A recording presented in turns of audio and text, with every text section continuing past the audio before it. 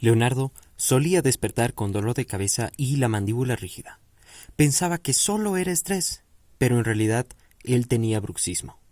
Apretaba y rechinaba los dientes mientras dormía. Con el tiempo, sus dientes comenzaron a desgastarse y su mandíbula a doler. Cada vez que abría la boca escuchaba un chasquido. Su articulación temporomandibular estaba inflamada. El dentista le explicó que todo empezó por una mala oclusión, es decir, porque sus dientes no encajaban bien. Esa desalineación hizo que los músculos trabajaran de más, provocando dolor, retracción de encías y desgaste dental.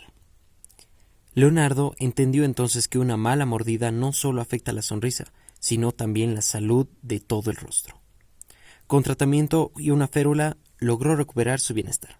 Cuidar la forma en que mordemos es cuidar mucho más que nuestros dientes.